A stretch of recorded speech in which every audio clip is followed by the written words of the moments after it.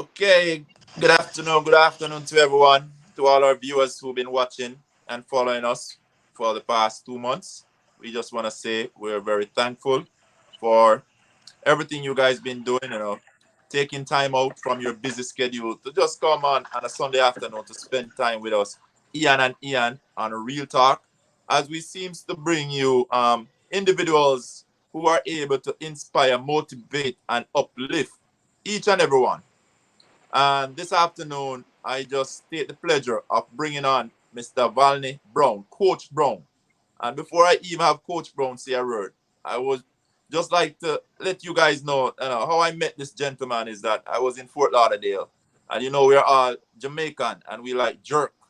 So I went out to a little jerk out where it's one of our own Stets brethren would say that, he put on a backyard thing every Friday. And I would have happened to meet this wonderful gentleman, not knowing, his status or anything, not knowing that he was a coach. But the moment I met him, he was such a pleasant person. And that just lead us into conversation. And within that conversation, I would have found out that he is an amazing coach. And, at the same time, he was about to have a session the next day. And he invited me there. And I was so happy that I went. So this afternoon, we take the pleasure of welcoming Coach Brown to the platform. Welcome, Coach Brown. Hey, thanks for having me. It's a pleasure. All right. All right, guys. So now I just want to give you my little welcome. Obviously, I'm very excited, just to be able to talk to a legendary football coach out of Jamaica.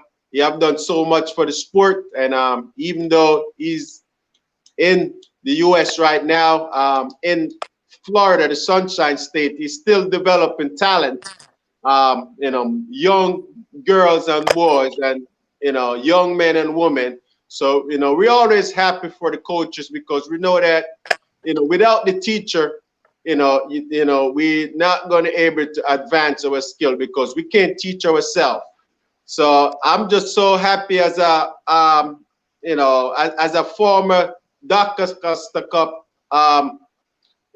football player, as you could say, playing all the way from Montego Bay, going to Gerald Park every Sunday to watch football. Always have these big football matches between Waterloo and Seba.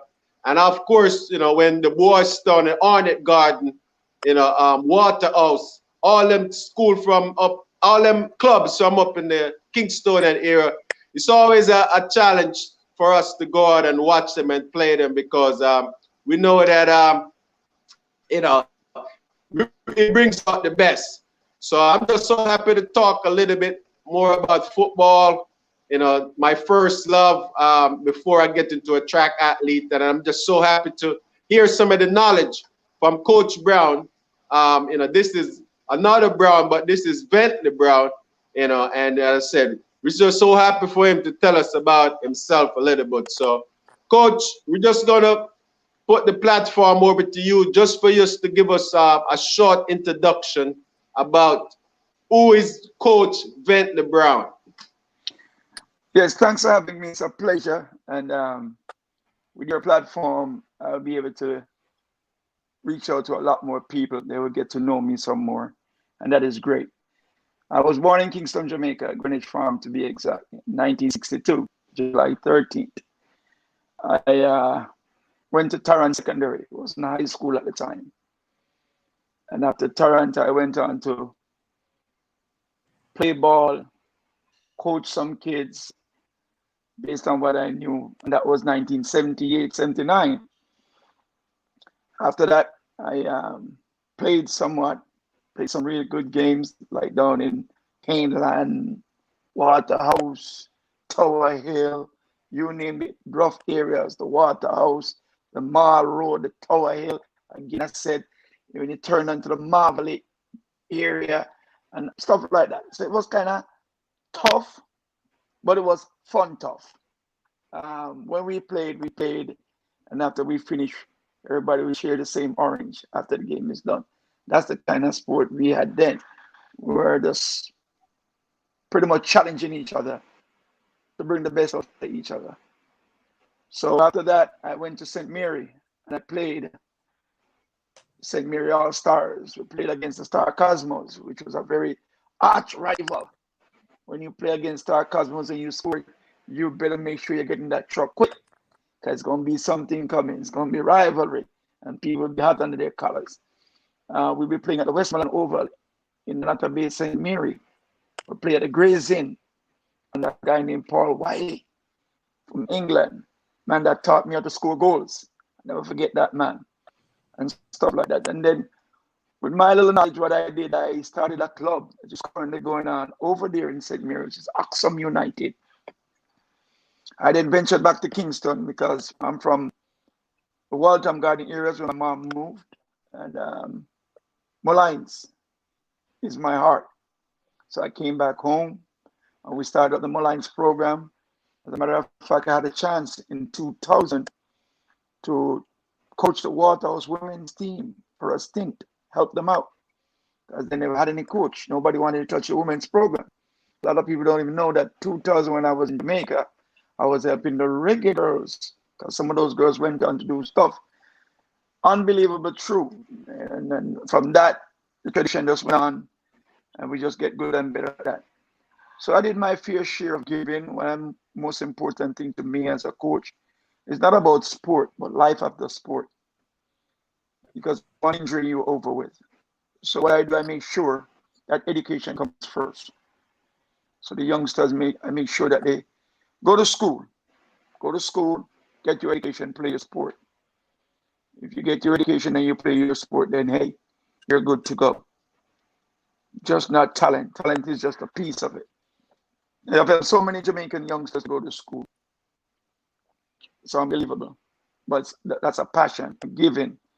So they understand that what I'm doing, I hope they can return to their neighborhoods, whether it's Montego Bay, I have kids from Hanover, Kingston, you name it. Bring them in, get them to coaches. Coaches, listen, this is my kid. If you don't treat this kid good, then I won't recommend another kid to you. And that's the way I do it. And get them here, not to get them on a 3/4 or a half scholarship, but just give me one full ride. That these kids can go to school and be comfortable. And that's how I do my thing. I migrated here 1980s, and I took over Kickers United down in Miami. And I brought the same passion there. We won the Dade County Men's League 3 times. Then I moved up to North Broward County, and I joined Molynes United FC, and then spent 10, 15 years inside here. I moved on to the West Pines United, which is more Caribbean orientated, and I spent another 10, 15 years with them. And then I said, okay, it's time for me to do something different. Now I've got Inter Florida, which was brought to my attention by an Italian guy named Ray Passaro. And he said, listen, here's a gold mine I'm giving to you. Get all the kids that you can get and build this the way you want it. And it's going good so far. And that's where I invited Ian when I met him, and he obliged. And Ian, I must say thank you for coming out. The youngsters really appreciate it. And this is all it takes. It only takes one person to make that step. And I really appreciated that. Thank you, Coach. All right. So, Coach, I'm so happy that you're pursuing your passion. Is to help young kids establish, be a good student athlete, in school. So, just tell us a little bit about how do you help the student athlete or the young adults? What type of organization do you have for the kids that possibly coming from Jamaica or different places? Do you have a club, or how do you organize that to develop their skills? Well, this is done easily, and a lot of people, if they do this, then a lot of kids can benefit out of Jamaica. are going to reduce the crime and all that stuff out of Jamaica. Just reach out to a coach for a particular school. Make sure that the kid that you're trying to get to this coach is qualified. Once you bring that kid to the coach and he's satisfied, he's going to take 2 or 3 more. So if everybody makes that transition and help the youngsters, then we get that relief out of Jamaica that the kids are getting an opportunity to see life differently. Like for example, in February we had a Western Cup, and I brought the stats Manning Cup team here in full. They won the Western Cup. Nobody knows of them. Nobody recognizes them because they're from the lower end, lower St. Andrew. Nobody paid any attention. They just flew under the radar.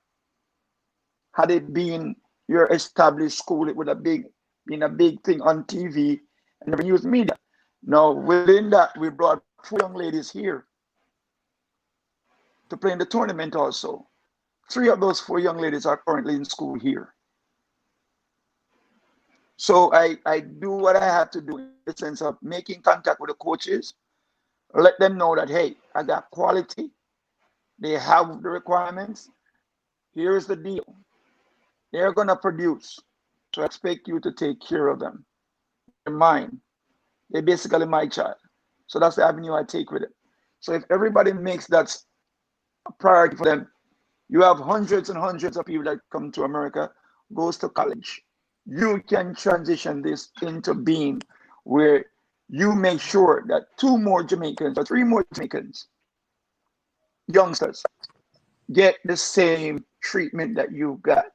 But unfortunately or fortunately, whichever way we want to look at it, most of the people that comes here after they have achieved what they want to achieve, they forget where they're coming from. And that's the tough part. So for me personally, I can reach out to at least 150 college coaches easily because everybody knows me because of Andre Blake. I brought him here, was drafted #1 in the MLS. So everybody knows Coach Brown. Everybody knows me. Anybody in the United States that don't know me, you know, they haven't come in my area yet, a circle. So what I do is I log in with all the coaches. I interact with the coaches. And I said, hey, here is this young man. His name is Sergio Campbell. This is what he has. This is his grades. Sergio Campbell captains Jamaica. He won the Caribbean Cup for Jamaica. He went to a school up in Kansas. Treatment wasn't right. He called me 3 o'clock in the morning. Coach, when I need a transfer, picked up my phone and I called Ray Reid at the University of Connecticut. Got him there. Finished up, captain UConn, and got drafted in the MLS. So that avenue that I said is where he had achieved. Now I'm reaching out to all those guys like Sergio, Andre Blake, Konya Plummer, these youngsters that have helped to open that avenue for the rest of Jamaica. I'm not going to say you're going to take every Jamaican out, but the ones that you know that can excel like you did, give them an helping hand. Give back.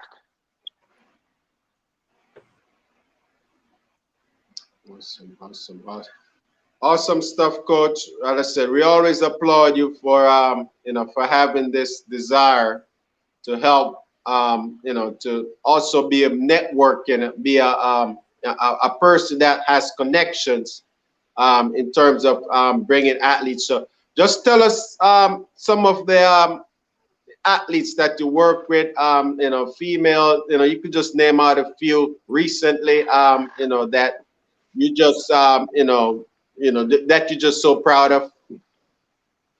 I must take great pride in talking about Jamaica's senior national captain for the female that went to World Cup most recently, Konya Plummer. You notice I call Tajay, that's her middle name. Most people don't know her middle name. 2013, we brought the Reggae Girls here, courtesy of Magic Jack. And she got 10 minutes in the game. She was under Coach Vin Blaine. I looked at her in 10 minutes and I said, hey, this young miss can make it to the next level. her determination, her will, and she's coachable. Because when I said to her, young lady, that's not a proper warm-up. Let me warm you up so you can go in the game and perform. And after the game, she came in and she said, Coach, thanks for everything that you did for me. She's one of the females that I personally took under my wings to make sure that she achieved what she achieved recently, going to the World Cup, playing at the highest level. I took her here. Her dad turned her over to me completely, her parents. So she's pretty much my adopted daughter. Did everything for her to make her what she is. And I'm going to be honest with you, I'm not too satisfied with the way it turned out, in the sense that she got drafted in the women's NSL. I was not invited. She went to the World Cup, and I had to literally drag her to get this shirt autograph for me of all the women on the team. And this is where I said earlier that we tend to forget where we're coming from.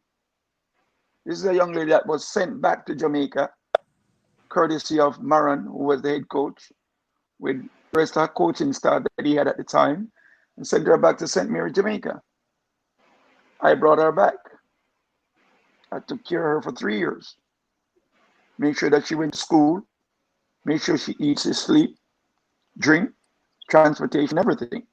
Now, the thing that hurts, I'm going to be straight with that, because it's personal to me, is that she got drafted in the Women NSL, and she went on stage, and she said, thanks to my coach, Menzie. That hurt, because Menzie doesn't know one moment of her coming into this country, making sure that she's fully taken care of. Stuff like that. That hurts me real bad. On the other hand, there's two other females that went to the World Cup. Marlo Sweetman, Lauren Silva. I had personally worked with those young ladies, and they said to me, Coach, I'm grateful. I've never received a call from Konya. Ever since she went to the World Cup, I have not received a call from her saying thank you. It digs deep. It really digs deep. Now, on the male side, I was sent to Jamaica to recruit Andre Blake by Ray Reid at University of Connecticut.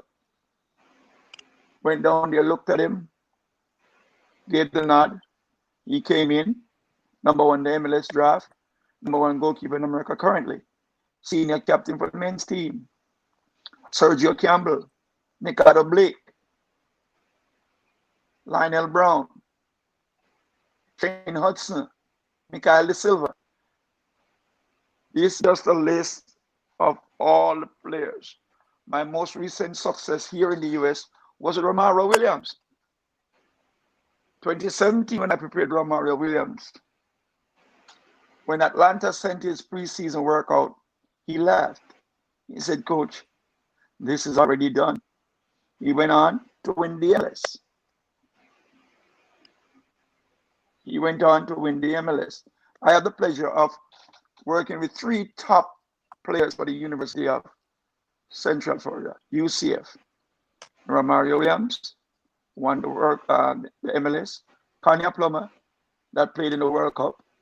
And there's a young lady by the name of Christine Crichton. If you do your research, she has scored the best goal ever for UCF against North Carolina. Nobody knows of her. She flies under the radar. But she's one for you guys to take a look at. We're currently working on something for her to go overseas back and play. But these are things that we do. You know, we help them to grow. We help them to understand what life is. And there's life after sport. So we cater for that. We make sure that they know that this is what it is. Life after sport. Yes, Coach Brown, just want to say, gratitude is a must. I believe in it. If somebody have done you good, you definitely should at least give a thank you. And as you say, you should reach your hand back and see if you get somebody else to take along with you along the journey. I really believe in that type of principle. If you are gifted, I see there should not be any reason why you can turn that around and give somebody else. This world would be a better. Ian, it is something when somebody sends you a text telling you thank you for what you've done for me, but not openly and publicly say thank you for all that you've done for me and your club, West Pines United, because that was our home. That digs me deep, and that tells me sometimes do not reach out and help any more Jamaican kids. But then I said, nah, I won't. This uniform I'm wearing right here is a young man from Kingston College that I took to the United States, put him in school, and now he has his own brand. And he came down and he says, Coach, you must wear my brand. So I'm grateful on that side to see one of the youngsters that I helped came back, Giovanni Rims. You can Google him up, search him out, Jedi, that's his brand.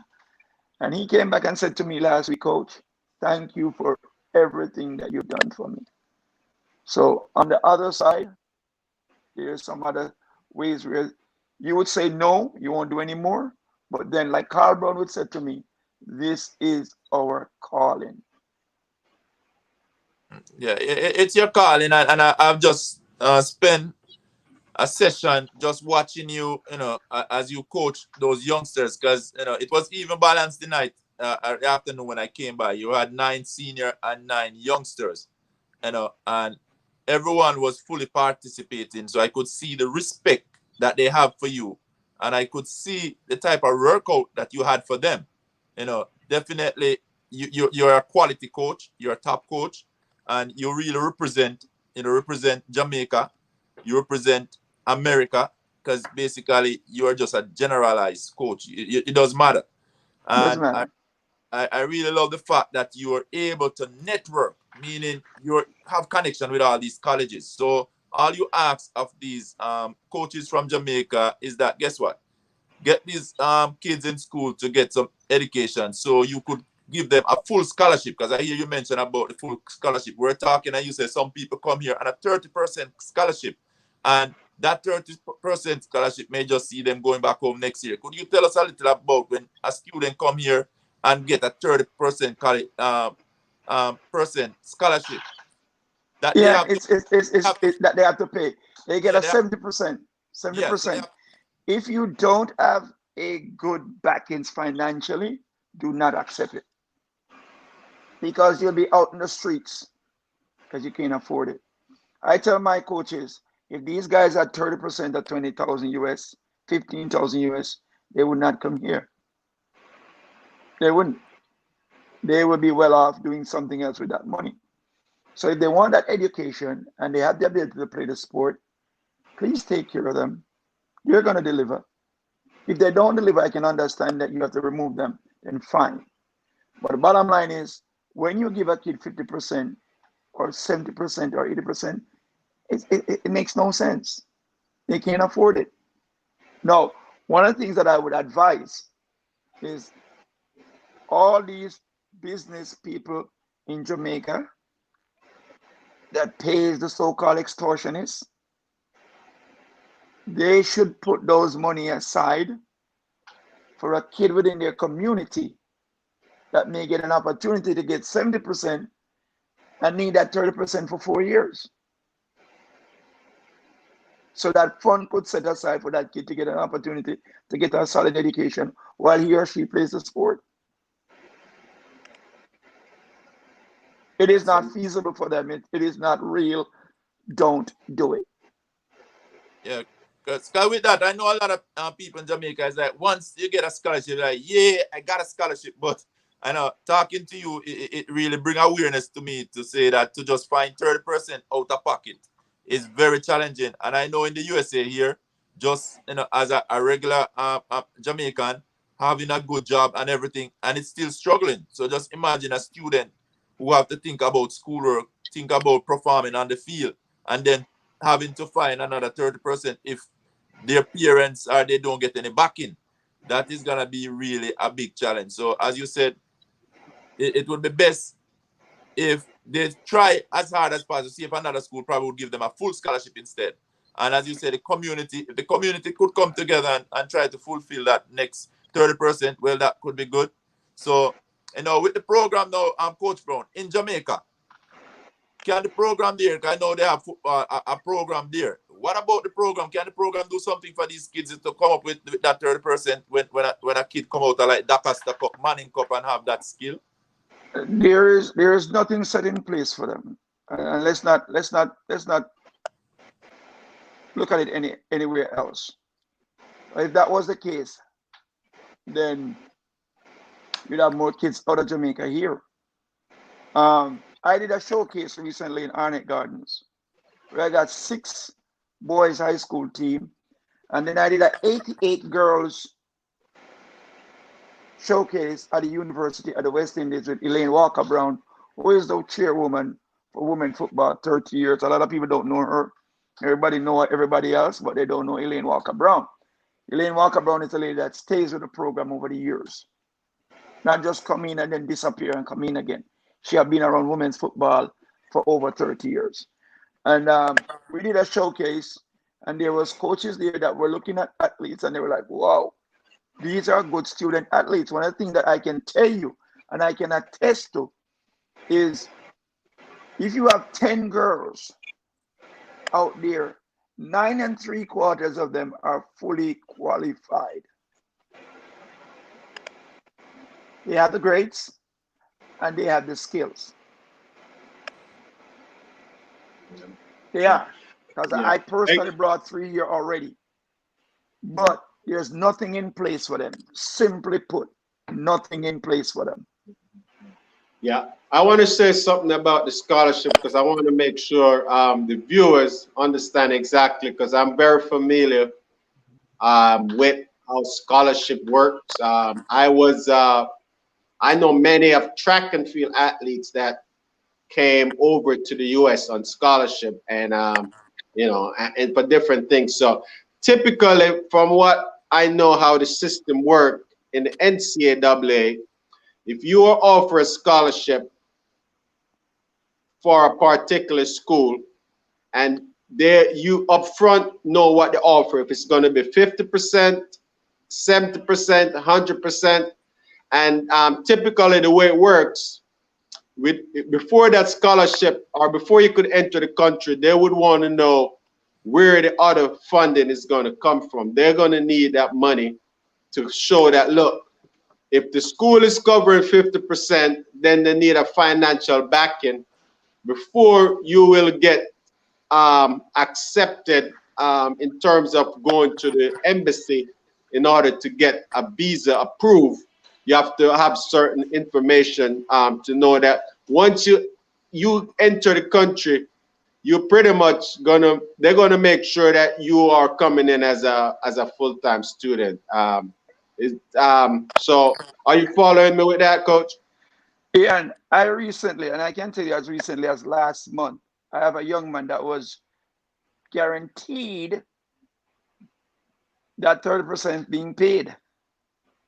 He's now scratching his head because the person who stood up for him is nowhere to be found. Well, this is serious stuff. I'm saying. He's a former stat student. The person who says, okay, I will back you, now is missing. This is what I'm talking about. This is what I'm saying to you. If the business sector can say, okay, we have 1.5 million US dollars set aside for student athletes.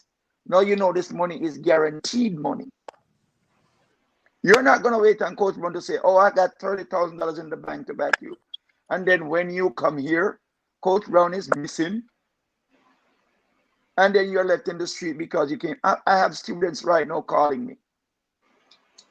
Coach, how can you get help for me? Let me see what I can do. I can guarantee you nothing, but I'll try to see how best I can find somebody to help you. Let me call Ian and see if Ian can assist you, or Ian can find somebody who's a billionaire can assist you. It happens. It is not a joke. It is serious stuff. That when these guys get the visa and they come here, the people who puts up this false account goes under, and the kids suffer. Well, as I said, I totally. I am dealing with that right as I sit here talking to you guys. You know, So this is not a if, this is not a and this is not a but. I have to be begging the coach, please see how you can assist him, because if he goes back to Jamaica, down in where he lives, you're going to hear of him either being in jail or killed because of how the situation is. We don't want him to go back to Jamaica. Try and help him to stay here. And they're working with the AD to see how best he can stay.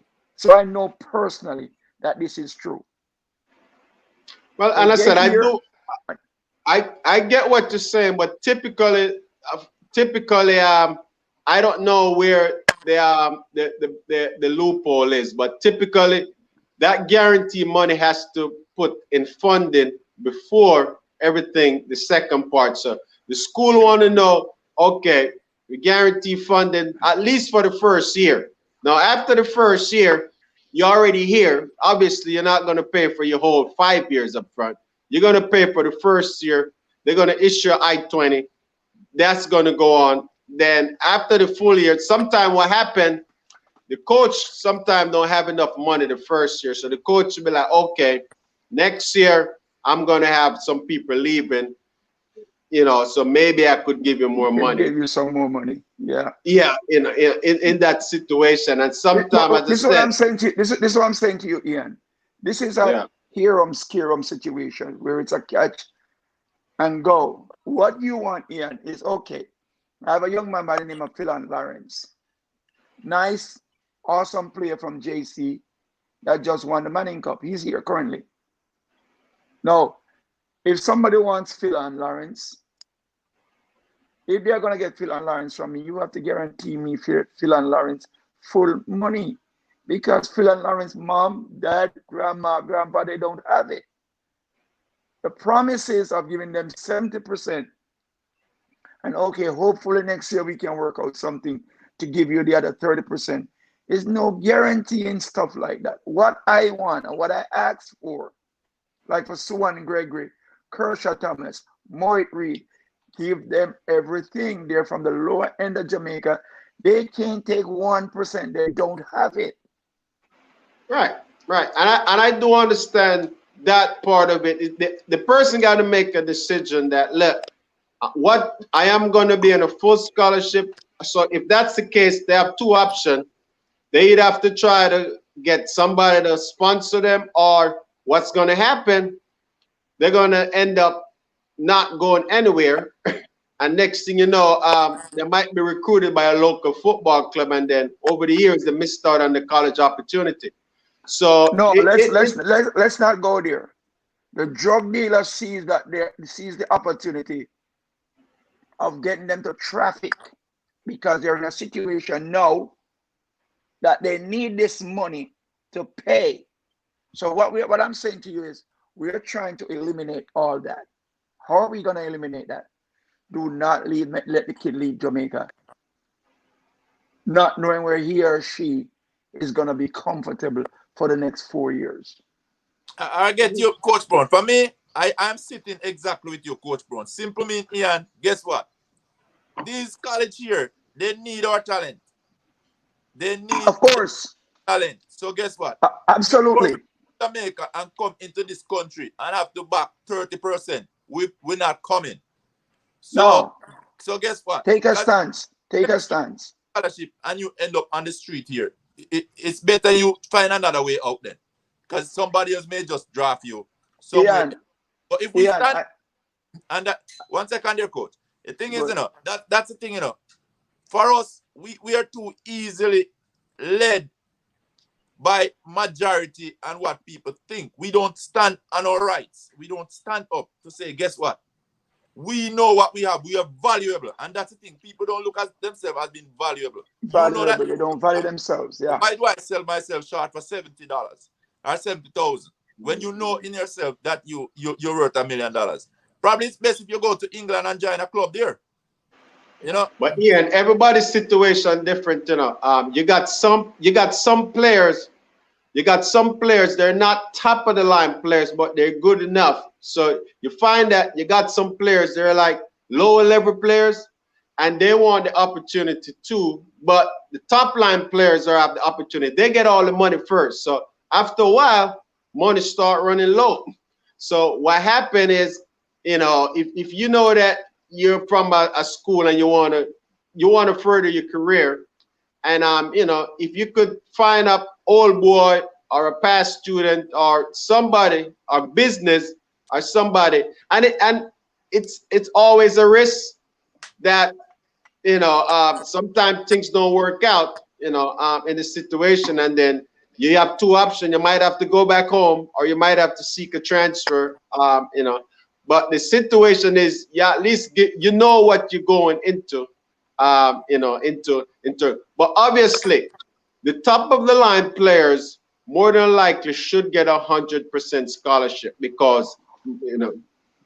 Okay, Ian, when I did a showcase in Jamaica like about 2 years ago, Irving, your English son, he's currently in Western, some Kentucky or somewhere up there. When the coach came to me, he says, Coach, I can only give him 70%. I called the mom. I said, listen, he can get 70%. She works with a custom. She said, listen, whatever it takes, I will find the other 30%. No, that's a mom guaranteeing her son getting up his education and play the sport that he loves. That is one in a million cases. Now, when you take the kids out of Jamaica and then you leave them in the street and you abuse them, what's going to happen to them? You go into prison, you can count how many Jamaican kids that went to KC, Georgia. Where are they? Where are they now? They're in the prisons because I agree with they you, have to Coach. hustle.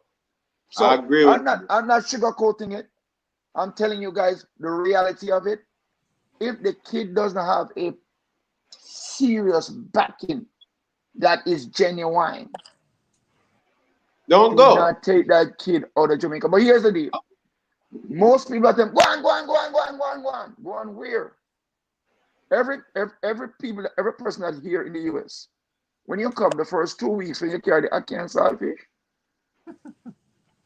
and then eat it off and it done, everything done.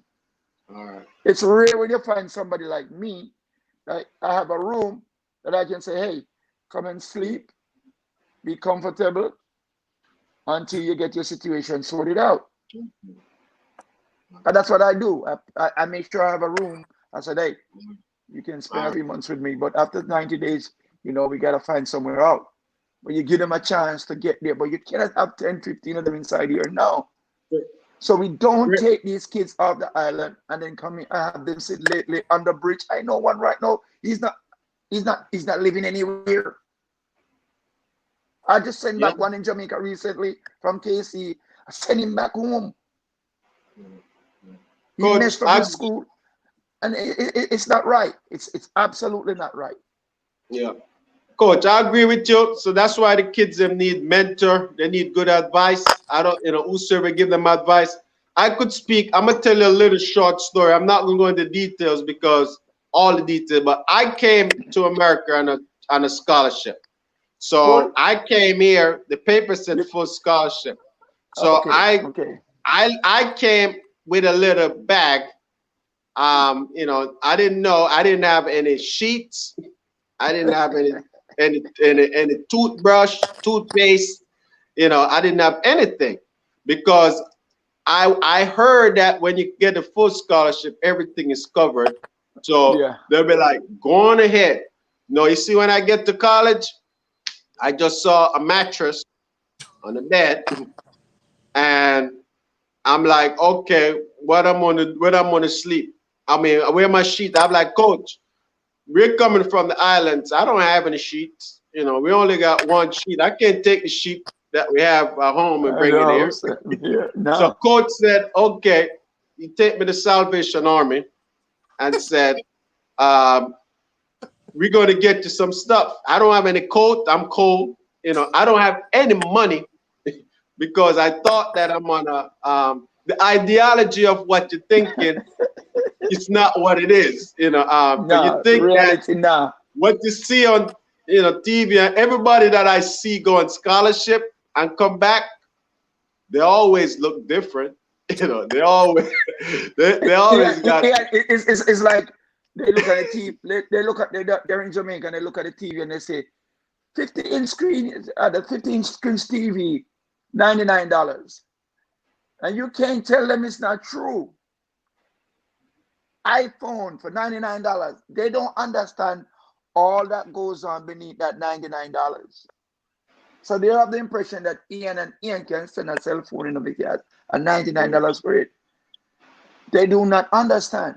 So this is what we have to try to teach them. I went back to my school recently, Tarrant, and we awarded some kids for doing good academics. One kid said to me, Coach, the money that you're going to give to me, don't give it to my mother. Give it to the bursar. I said, why? She said, if my mama get it done already, I'm a school fee now I'm going to pay. Now, this is in Jamaica recently, you know. She said, give the money to the bursar to set it aside. Because if mama get this money, it's done. So you see where we are? We don't have it. So like you said, Ian, the players that are leaving Jamaica ought to know their real value. What am I getting? When I get there, is my accommodation going to be ready? Am I going to get, what am I going to get? So immediately you know what you're getting into. These kids are blindfolded. They come here and then they have hell over high waters. All right, Coach. Quick question. All right, so we realize there's a lot of issues already. All right, on the ground, first thing, on the ground in Jamaica, if you were to be put in charge of the Football Federation in Jamaica, first, I want to tell you tell me what they're doing wrong and what you would have done different. All right, first thing first, if I'm the president for the Jamaica Football Federation, everybody put your pens down and reapply. Reapply for the position that you currently hold. At the same time, I would find a base of quality people here that's going to go in and make a difference. You can't say, oh, I'll take over JFF and tomorrow morning you do the same thing that's been going on over the years. When I spoke with the Gen Secretary on a TV radio interview, he said the JFF is $300 million in debt. How are you going to take over a debted program? How are you going to get that $300 million to relieve that debt? So what needs to happen, and if I become the president of JFF tomorrow morning, we have to look at the whole structure of the thing in its entirety. Model it of the US program, not to say that the US program doesn't have ills in it, but model it of the US program, and then transparency, accountability, and honesty must be priority number one. I can give you a scenario. When I got Magic Jack to get involved with the Reggae Girls 2013, I can tell you this, people flew in overnight to meet with them. As soon as they leave, I got a call, they're no good. They were creeping from behind trying to get. No, a billionaire does not give you his money. He will create opportunities for you. If you tell him $10 for that can of juice, don't come back tomorrow and tell him 12. So if I become the president of JFF tomorrow morning, I would change every aspect of what's going on. I would do a total, what you call forensic audit for the last from 1998 until now. And anybody that has assets through the JFF, we seize those assets so the money can come back into the Federation. Good. You sound like you're saying some money leak out somewhere along the line there. But if you tell me you're $300 million in debt, so where's that $300 million spent? This was a live radio interview. Yeah. This is not something that I'm telling you. This is what you told me. There is $300 million in debt. So where's the money? Where did it go? I can give you a situation right now because you know me. I run a facility where every international teams, Brazil, you name them, when they come to me. I can show you stuff right through. Stuff right through. These are international teams that come to me. This is Falcao. This is the Argentina Peru coach at the World Cup. And many more. Okay? And I have done things for our own people. And at the end of the day, my boss said to me, he's a billionaire. He says, you know something? They go embarrass you. When they leave, next thing I get a call. The bill is not paid. There's a stop payment on the credit card. I didn't have to take my phone and call X and say, listen, tell your boys there's 2 lawsuits coming in. 1 from my boss and 2 from the hotel we used to get. By the time that phone call was put in, the credit card was ready to go. I have it on my phone. There's no if, ands, nor but. I can tackle anybody with it because I have it.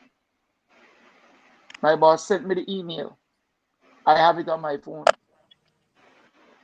So this is what I'm saying to you. Transparency and accountability. Now, when I brought these girls up recently, there's an article published that the Federation sent girls to Miami for tournament. It's a coach up in Arkansas sent me that they putting up that they sent the girls here. This was done by the legendary Carl Brown, myself, a guy named Tenny Miller, Dana's Restaurant.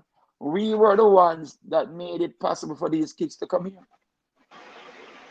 So you know what goes on with that now? There's going to be a few $100 million for those girls to come here. We're talking facts, we're talking truth. Airfare and everything was done right here. I can attest to it because I did it.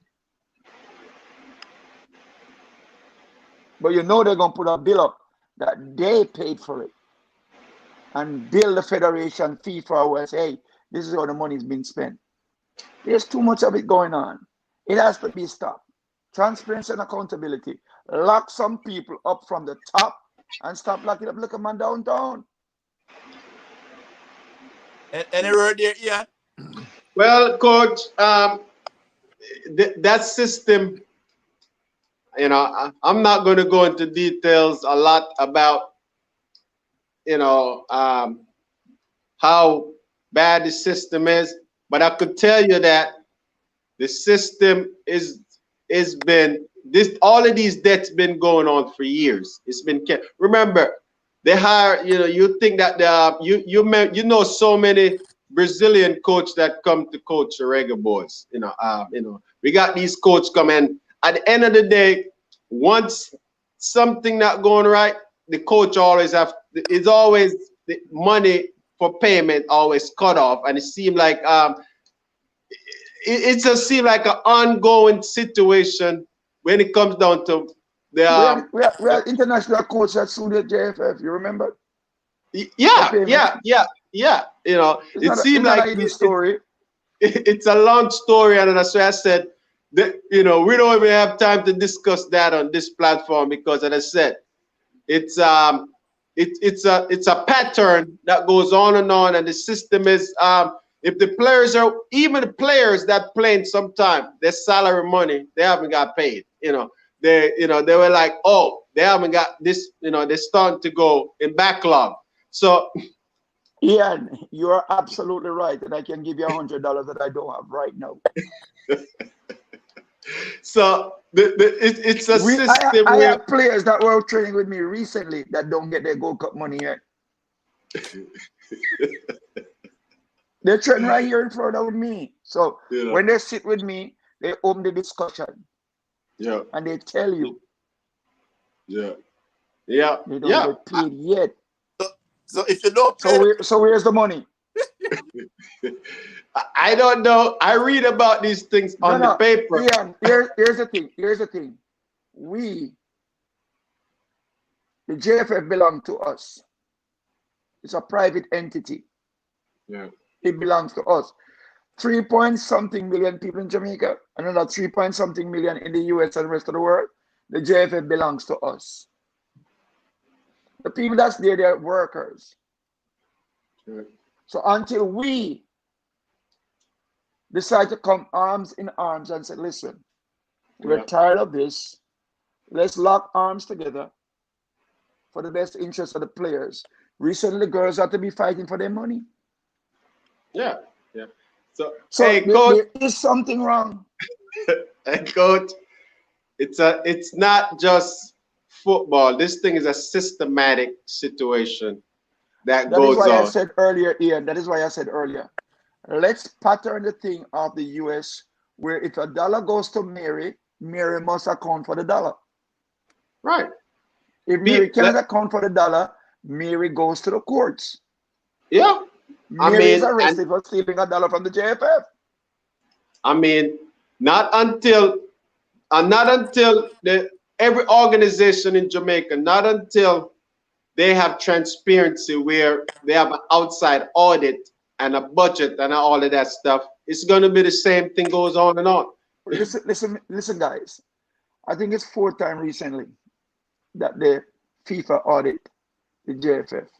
I think they now come up with a rule that they have to have two women on the board because the all boys club. I did everything to get the reggae girls started. And I look and see 14, 15 or 20 something men went to France. Of those 20 something men that went to France, which one of those men spent any time in helping developing one of those girls to go to France?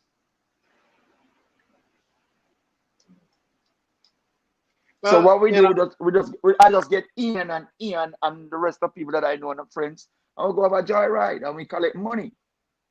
Yeah. Money goes in for Ian to go to France, 100,000 US. 100,000 go US, go to you, 100,000, and the money it can be accounted for. What we need is the diaspora. The diaspora is the strength of Jamaica. Let the local people them down and have no say so. The diaspora must come together. Yeah. Hold them accountable. You get Coach Brown $20 to spend and buy 10 balls. Coach Brown can show you one ball and $20 missing. Yeah. Well, it comes down to have people with integrity in position that gonna do as a transparency, policy and procedure. You have to have a policy and procedure that everybody gonna go by before these things are going. Because if a man say, okay, we'll do this, we'll take care of it later. Me take care of it. Okay, write him a check. They're just, if you run a company and you run anything, it's gonna fail. It's just a matter of time. It's gonna be in bankrupt because there's not anybody. The person that I'm in charge, the way they spend the money, they're not a good manager that, you know. Ian, I have a Jamaican that played for the US. And I was at a preseason game with him. And then when he was 15 years old, I was in Jamaica and I said to them, that's the best goalkeeper we have. And they said, no, he's not good enough. He's not keeping for the US. And I was talking to him recently and up at FAU, we had a preseason game against Miami FC against the New York FC, yeah. And he said to me, Coach, when they sent me back to the US, they gave me $50. He said, Coach, I went back, they gave me $50, and I must catch a bus and go back and get on the plane and go back. He says, Coach, no, I am keeping for the US. My check is in my account before I play the game. Yeah. You don't hear the US player a ball saying money short. He must say surplus money. Yeah. So you know, we're gonna keep it going because we know that as I said, this year we already knowing that you know, I want to know some good stuff what you're doing. I want to focus on you a little bit more, and we're not gonna worry too much about them guys over there. You know, they're gonna do what they're doing. Yeah. Listen to me. Don't let it be about me. What you're doing right now is shedding light on the future of the youngsters in Jamaica. That's Well, exactly what you're doing right now. right, Because right. if we start setting it right now, 2025 kids, 2050 kids are going to benefit from what we are doing right now. Right. Right. So we have Right. to have that vision, looking way down the road. My great grandkids, if they want to go represent Jamaica, if they want to get paid, they're going to get paid. And money's going to be here in their account, and they're going to go down there. They're going to do what they have to do. They're going to play for Jamaica and feel the right vibes. I was talking to Carl Brown the other day, and he said, Brown, let me tell you something. When the boys came from England, Dean Burton Pollard and Fitzroy Simpson is the greatest time they had in their life. They enjoyed Jamaica. No, Pollard, Fitzroy Simpson, and Dean Burton never knew Jamaica, but their grandparents or their parents were from Jamaica. See how old they are, they came back to represent Jamaica? This is what we're talking about now. My grandkids are like 5, 6. Another 20 years from now, if they decide, oh, I'm going to play for Jamaica. We want to make sure, if you, Ian, if your son want to go run for Jamaica, if you want to go play cricket for your grandson to go play cricket for Jamaica, we have to make sure that everything is done properly. They will not like you. They will not love you, but you have to set the thing in the right order. If we don't, we're just going to be going in something called a revolving door. It never changes. So we have to stop somewhere.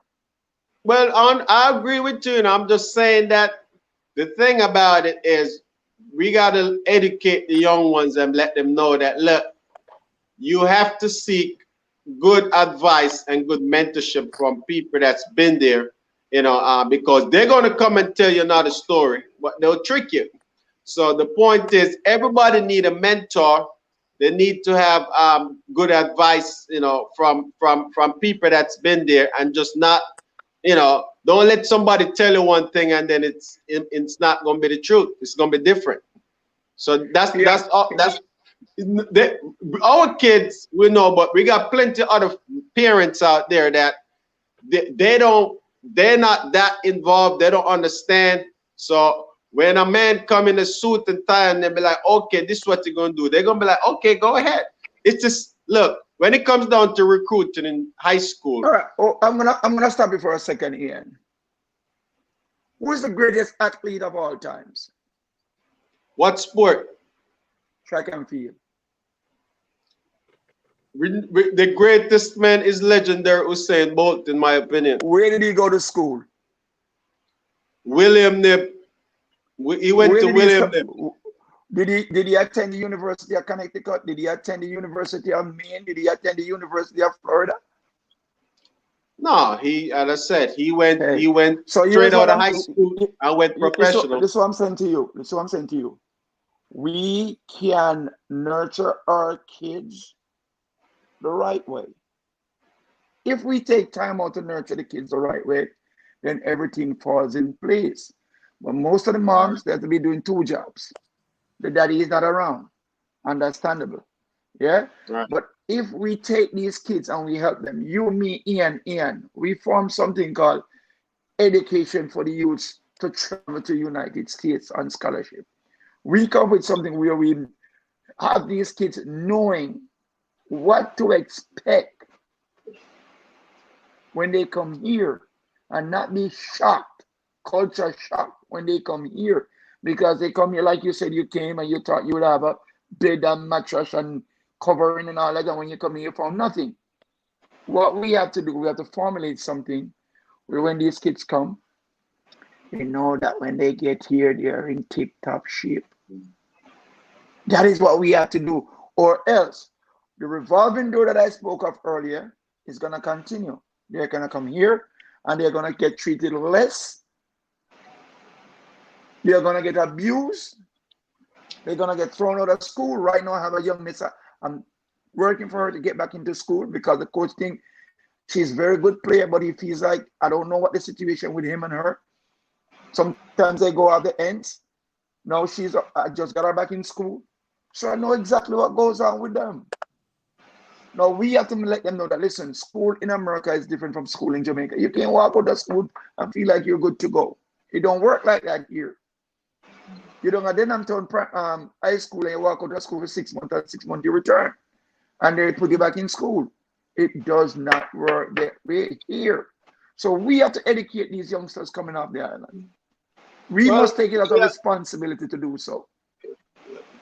Well, yeah, I believe that a system got to put in place. I don't know, I know in track and field, it's pretty knowledgeable in terms of, because we have probably over 200 kids, probably a lot of kids leave on track scholarship every year to the U.S. I think. Now, football, soccer, it's now, it's when I used to come up, it wasn't as big as now. Now you got a lot more kids because U.S. has a football league and then NCAA system at the soccer, so they're giving a lot more scholarship now because Jamaican has, put their name on the map in terms of what they're doing. So everybody's recruiting talent from all over. Now, between the point where, as I said, a system needs to be in place that every kid that leave on scholarship,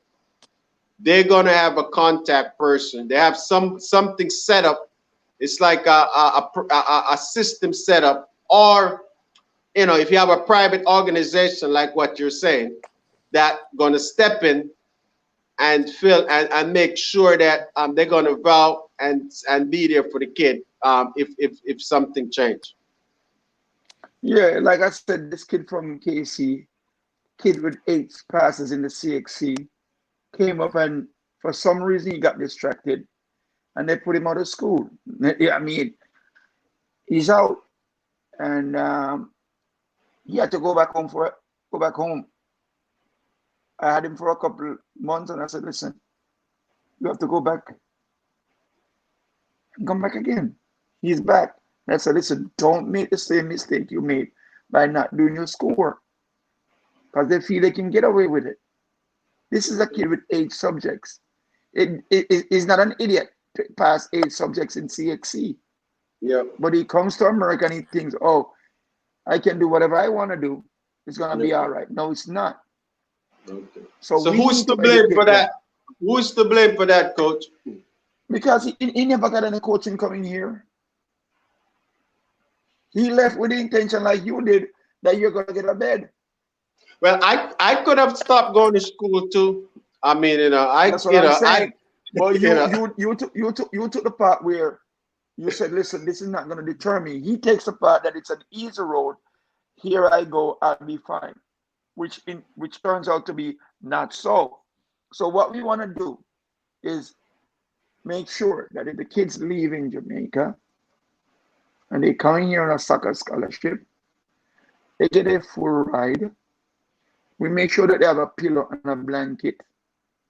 We make sure that these kids are taken care of before they get here. So when they get here, they realize, hey, this provision has been made for you. So here's what you're going to do now. Like the Italians and the rest of them. So when you graduate and you starting to do well, you're going to have to make back a contribution. So 2 more kids can get off the island and get the same stuff that you got when you came here. It's as simple as that. So those are the things that we need to put in place. Those are the things that we need to see happen.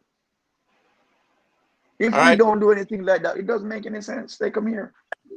All right, coach. Personally, I see single-handedly you have been trying your best, and we know that no one man can do this thing here, especially in America. So what I would like to know from you is how can people assist you in what you're doing? And because I realize you have a heart for the kids. You want to see them grow, both mentally, physically, and education is the key for you. I see that already. And you are doing your best in terms of downloading what you know from your skill and your coaching. But you're even taking it to another level. You're even putting them in your house. So, I know it's gotta be hard for you. So what can others do to join force with you in helping these youths, even if when they come into the USA? Say All worst right. case, get here. All right. One of the things that I saw recently that gave me a lift, that I think that something can be done. I see Andre Blake puts up a foundation. Andre Blake is more phenomenal and known more than Coach Brown. If we can get with Andre Blake and help get funding set aside for kids coming in, that way, through Andre Blake's foundation, we can assist these kids coming into the United States. Because he knew when he came here, he got everything from University of Connecticut. So if he has a foundation fully established, he's up and running, then what I think we should do, all of us, lock, stock, and barrel, like Mama would have said, join forces with him. Get this foundation that he has, get whatever contribution we can make to his foundation. So when we find 2 or 3 or 4 or 5 or 10 kids on the island that's coming up on scholarship and getting 60, 70%, we can now turn and say, Andre, we have 10 kids fully qualified. We need to find ways and means of getting them settled so they can get their education, play the sport, and chances are get a contract like you. Because contract is not guaranteed. Your education is guaranteed. So they qualify, they have their grades, they're ready to go. Now here they go. Let's take care of them. Once they come here, we get them settled in, get them going in the right direction. So with a foundation like his that's fully established, we need to liaison with him and just move everything in one direction. So we know it's the Andre Blake Foundation, but you know that we are contributors to the foundation. And then we now in turn can say, oh, here you go. We have 1 kid from the States. We have 1 from Titchfield. We have 1 from the Hanover. 14 kids, 1 from each parish, coming in next year. And we are going to have enough to help them get through their first year in college, which is the tough part. So these 14 kids that's coming in for soccer from the different parishes, we make sure that these kids are fully taken care of. Bottom line. Okay. All right, good. And next thing, because we're running close to hour. Say these kids come into the USA and we create a platform and they get that scholarship. What is it that you'd want to say to such a kid if he gets such opportunity? I know earlier you have talked about gratitude, so I know that is gonna come. But what would you say to such a kid that get the opportunity to be here, get that scholarship? What's your message to them? Take full advantage of it.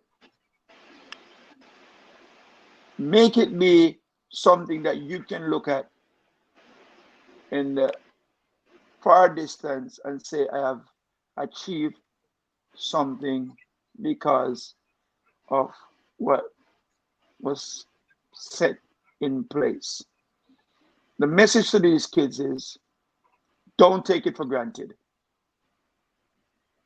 Coming in, put your shoulders to the wheel, and in return, you now find ways and means of, okay, you're an engineer, you're this, you're that. You come back and you give back to the foundation that helped you to get to where you're at. My message to them is, do not take anything for granted. Appreciate, love it, don't hate it. Appreciate, love it. And know that people are out there looking out for you guys to be successful in life. Well said. All right, Coach. Well said. Just gonna probably ask you 1 or 2 more questions for that.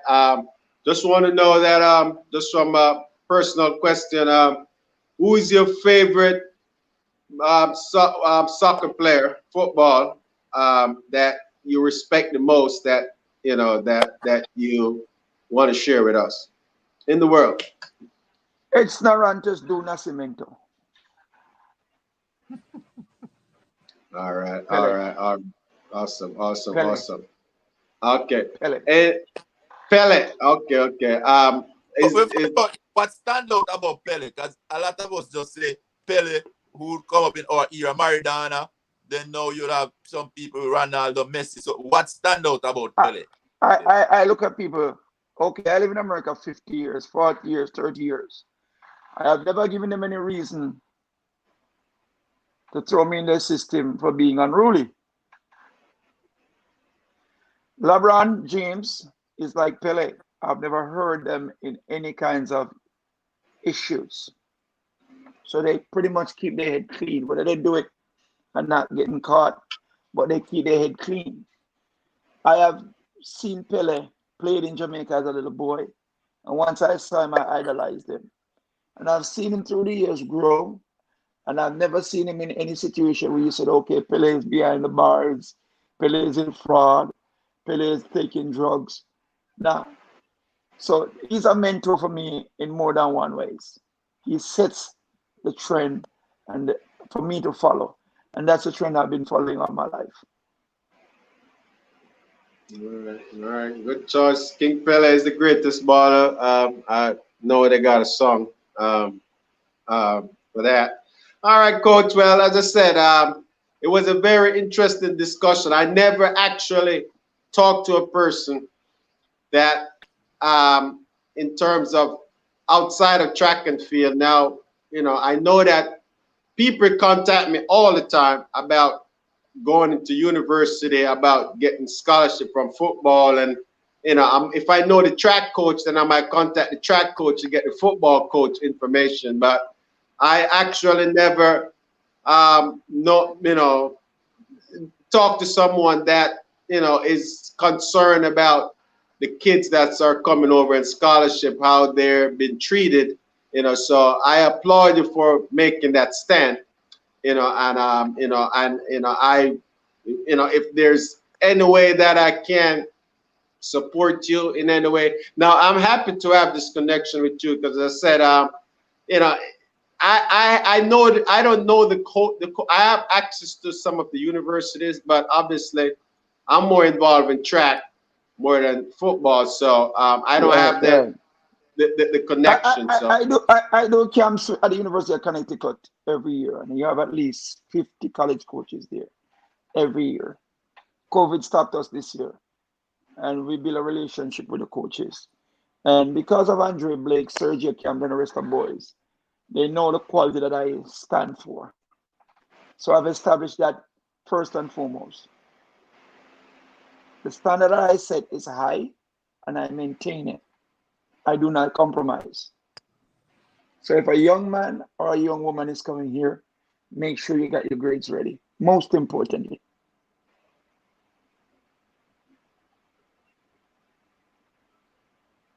Okay. All right. Any final question, Ian? Well, as coach would say, education is the key. I tell people, and this is what my coach would have said to me early in my career in cricket. He would have said, Ian, as much as I love cricket, as much as I like to have you on the team, have you out here playing cricket, I'm telling you personally, the best place to be is in the classroom and get those grades. Because you lose your talent, even though you're gifted that talent. But tomorrow you could just have an injury that could sideline you. Or sometimes just slow you down. And you're going to be having to depend on what you put in that classroom. Because your talent ain't going to get you to the other side now. So, I always a person who believe in education. And I've taken it serious through all my years. And I could have done much more with my athletic ability from athletic streak across the cricket. But from a tender age, I was basically given that instruction. It's like a manual from my coach. Every student, you tell them, say, guess what? Take care of that lesson. Education is basically the key. And it will help you when the sports is gone. Because I've realized not many of our athletes, when I say athletes, just generalize. have make well after the sports. There was a program in Jamaica when you ask, where are they now? Right, And when right. you look back and you see some of these players who represent our country to the highest level, and you look at them where they're living, you look at their state, their condition, you hang your head, man, like you're in shame. You feel it for them because they can't even look up in the camera to say, I am such who represent Jamaica in the World Cup. I am such who represent the West Indies at the highest level. I am such who represent Jamaica at the Olympics. It's like they have nothing to show, and a lot of it is because that early childhood, they did not take that part serious because, as I said, our mindset gotta be sharp Talented. these days because the competition is high. You know, it's not like before somebody could say you go down the corner, open a little shop. If you check it out, everybody have a shop online. Everybody have a shop, So you can't sell the next man that's selling the same thing. And most of us, our mentality was just like that. Everybody gonna open a shop or a bar or something. But the world have moved far beyond that. And that ain't gonna help you. So really and truly, I appreciate what you're doing, coach, in terms of, you taking your time, and I've seen where you have put more than I say any man would put into it. Because as you have said, you are open up your house to bring people into it, just trying to help. Plus, you have sacrificed and you have put into the work, and that's where the work and integrity come in. Because I've been there at a session with you, and I've seen how the guys respond to you. I just hope they would find coaches like you at a very tender age, at the schoolboy level. When they just getting into the sports, to at least provide that mentorship for them. That, guess what? It is not easy. Life is full of obstacles, and you gotta overcome. And I'm proud of Ian there, because he have gotten one of such scholarship where the expectation that was everything would have been prepared for him. But then guess what? You find a mattress that is not even spread when you get here. So you have to give thumbs up to Ian that has still have made the best of it. Yep, But most definitely. but some student could have come, and when that just being greeted by that alone, Turns them as off. cultural shock could have hit them so much that they probably won't go on another season, But guess what? I know Ian would probably have to do what he had to do, however he had to go through, because he know the importance of that education. He know the importance of taking care of his family later on in life. And guess what? He made the best use of it. So I'll encourage every kid, if you get an opportunity, make the best use of it. But if you don't take care of the education part, you may not get the opportunity. So, thank you, coach. Yeah, my final word is to all of us as Jamaicans. I know where I'm living now, it's kind of not what I used to back home in Jamaica, because it's the rough neighborhoods and the gunshots and the zinc fence and all that stuff. I was a little bit more on the lucky side to have a strong mom that stood up for us. Our dad was here trying to make a dollar. What I want and what I would love all Jamaicans, every single one of us, if we can contribute back something in a positive way, so that we can bring a smile, just a smile to a kid's face. Just imagine a kid smiling, because he or she never knew that somebody would have thought that much about them. This is what I want all of us as Jamaican. Not because we come here now, we have 2 Lexus or we have 3 Mercedes and we have $100 million in the bank. We forget that we did come from down there rough. All right, well said, Coach. We're going to play this video just to highlight some of the players and that you have worked with. I hope you feature Konya Plummer, because that's my greatest delight right now, because she captained the World Cup squad, and it was all my effort. Yeah, I don't know the players, but we hope that she wears number 5. When you see her, she have a big broad smile, and she wears number 5 for Jamaica. I'll talk on. Hello, beautiful family. How you doing? This is Ramon Ramsey. Today, I just want to encourage you to continue to believe in yourself. Sometimes because of the vicissitudes of life, or maybe just our social background, our families that we're born into, many times just because of the everyday hustle and bustle, the blows that life deals us, we have a tendency to just stop believing, stop dreaming. Sometimes it can be that we've shared so much with so many people and they just depleted us of our strength, depleted us of our dreams, our concepts, and our visions, our great ideas. Today I want to challenge you to get back in the ring. Get back in the ring of life. Get back in the ring of dreaming big, seeing yourself there. Allow that kid in you, that little boy, that little girl to dream again.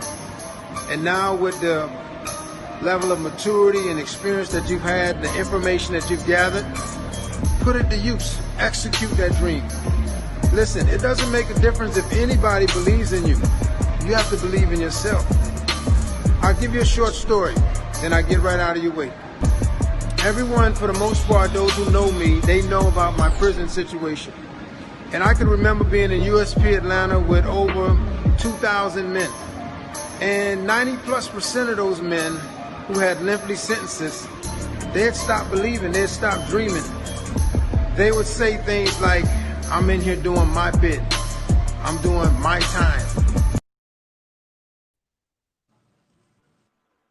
All right, Coach. We just want to, like I said, celebrate you. We're going to keep in touch with you. We hope that we know that we have a World Cup coming up in 2022. So we're going to get you back on the program to talk some more football, just on a broader aspect of it, since you have so many knowledge. We want to make sure that we're able to get back in touch with you. So thank you for spending your Sunday evening with us. We enjoyed talking to you. It was a great time. I really enjoyed talking about, the one of the best sport in the world. And we just want to, I want to just personally say that God continue to strengthen you, give you the health, and all the things that you need to continue to help the young generation that's coming up. So just that's my that's my blessing over to you. For me, Coach, all right.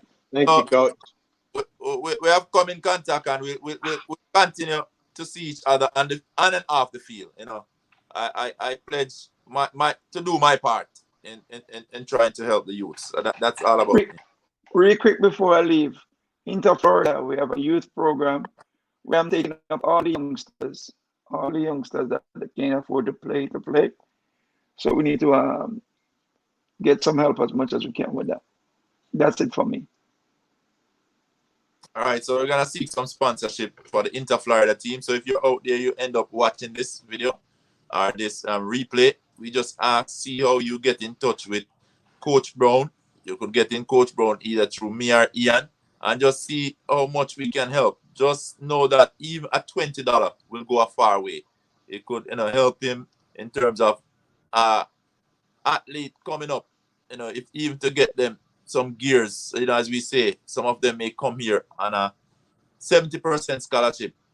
30% is very challenging. So in whatever way we can help, let's see how much we join with the program and help these, kids, as he'll be working with a lot of kids here in Florida, and see how well we can help to push the program and get the best out of our youths. So thank you guys, thank you for watching. We just hope that, you guys will support it. And Coach Brown, I just say, man, I really respect and appreciate every single thing that you have done so far. We wish that this world will produce more people like you with the heart that you have for the sports. God would have had you to help some of these youngsters, because I would say without you being able to play such role or such part in some of them, I see how easily a lot of them could have been lost. You speak about some of them being on the street. It's like you got to go and get them off the street, either to get them back home or get them reintroduced into the program. But, you have done so much. And I can only say I really appreciate every single thing that you have done, and we look forward to continue, with you. And we know we're gonna see some more work in terms of all the youths that you have actually showcased so far. And before we close, I just want you to just go back through and highlight, because somebody may just come on late, the few players, that, I would say have named from, whether from the Jamaica program or just here in the USA, that is doing well, that have basically passed through your hand. You just go back over and share some of those names with us again. And again, your most proud of accomplishment. My greatest accomplishment is Konya Plummer, Konya Tajay Plummer, from St. Mary. Brother here, after she was removed from the national team, and she now captains the World Cup squad that just concluded. My next in line would be Romario Williams for his accomplishment, win the MLS. We have Marlo Sweetman, Lawrence Silva, who represent Jamaica in the World Cup squad. I recently had the privilege of working with Damian Lowe, who I think is going to be a real model for Jamaica, and Nicholas Nelson, who I think should have been at a higher level where Pulisic is. He played at the Under-17 World Cup. His brother Jermey Nelson, Kemar Beckford. All these are players that have come through here. Now I have two young men that have gotten 2 tours to Germany. Giovanni Williams, J.C. Woolman's old boy, and Raheem Sterling, who I built with my own hand. Raheem Smart, sorry, who I built with my own hands. And he have been to Germany 2 times. And looking forward to go back. Now, my greatest accomplishment is my daughter, Liz Amanda Brown. Liz Amanda have gotten to the professional ranks, even when she was told that she would never make it. She played in Colombia, she played in Spain, and she's currently playing in Portugal. Now looking to transfer into the England sides of things. So she's my personally greatest accomplishment, in the sense that she has been to Jamaica under 17 and back, and she's doing her professional thing. And like I told her from day one, you're going to be told that you can do it, but it's up to you. The same thing I tell all the kids. You will be told that you can do it, but it's up to you. Yes, so proud. Coach Brown, I know the program is at the end, but inside of that Inter Florida development program that you have going on, could you basically shed light on at least few names that we may look out for? They're not there as yet, but I see you have a bunch of talented youngsters. Is there anyone specific that stand out among that group that we could look out for with Jamaica? There's a national goalkeeper from Haiti, Jadlitsky Floral. He's a phenomenal piece. I think he's gonna go places. You have Raheem Sterling, small, like I said before, and Giovanni Williams. You have a young man from Kingston College. His name is Tyrese Powell. Those are on the out and out, looking up and up for the future. On the younger side, there's a young man by the name of Eli Mason. I think that's the last name. He's going to go places. He's going to be one to look at. Nice, intelligent young player. Another one that comes to mind right now is Tristan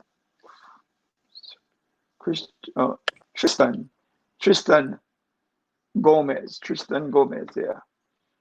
Nice Spanish kid, fluent on the ball, very, very knowledgeable of the game. He's one also to watch. So those are the ones to watch right now. You never know what's going to come along the line. And we also have Jamaica's top Manning Cup player on board now. His name is Philan Lawrence. I'm about to send him off to Europe.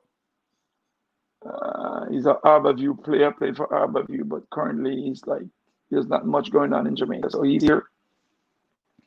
I took him to a training session with some guys from Hungary. They were impressed with him. So pretty much he's on the right path to go with them. on professional level. Wow.